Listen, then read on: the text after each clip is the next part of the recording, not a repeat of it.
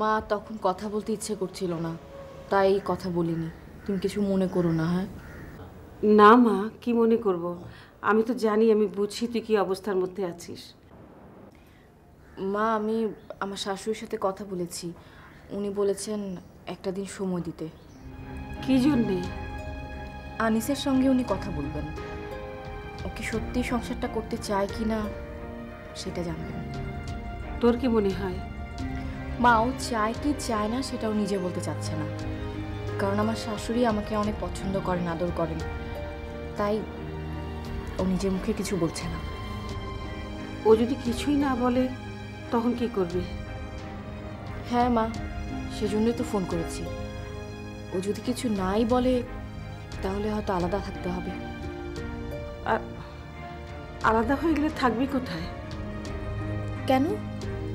তোমরা আমাকে থাকার জায়গা দেবে না? না, জায়গা না দেবার কি আছে? না মা, আমি বুঝতে পারছি তোমরা চাচ্ছ যে আমি আগুনের মধ্যে পড়েও সংসারটা করি।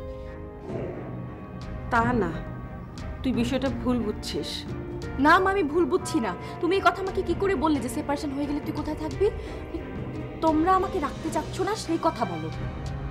রাখি মা, আমাকে নিয়ে আর কোনো টেনশন করো না। আমার রাস্তা আমি দেখে নিব, ঠিক আছে? কোনো কিছুই ভেবো না, কোথায় থাকবো কিভাবে থাকবো কিচ্ছু না।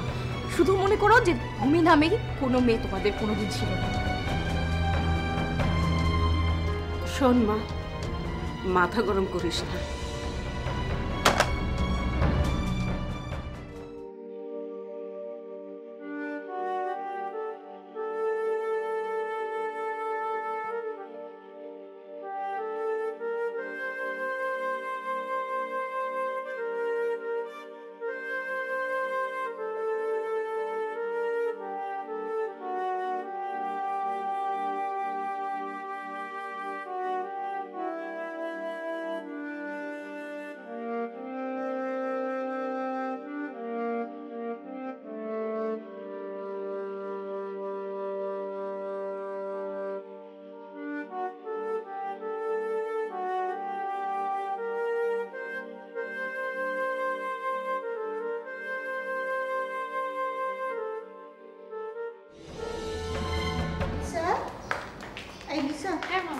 শোন, আমি একটু ওই বাড়িতে যাচ্ছি।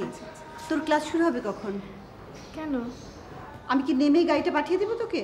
না না, তোমার গাড়ি আসতে আসতে আমার ক্লাসের সময় শেষ হয়ে যাবে। মা, ও তাহলে এক কাজ করি, হ্যাঁ, কে কাকে কল করে দিই, ও আমাকে তুলে নেবে। তারপর ও তাহলে তো হলোই। হ্যাঁ, তুমি চিন্তা করো না। ঠিক আছে, যাই।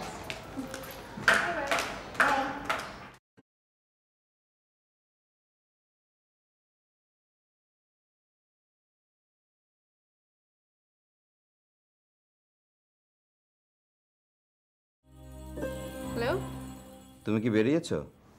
কোথায়? ক্লাসে যাবে বলেছিলে। দেরি আছে, মানে আম্মু কেবল বের হলো আর আমার একটা ফ্রেন্ডকে কল করলে ও এসে নিয়ে যাবে। তুমি চাইলে আমি আসতে পারি, তোমাকে ড্রপ করে আমি আমার কাজে চলে গেলাম। এটা হতে পারে, কিন্তু রাস্তায় কেউ দেখে ফেললে কি হবে?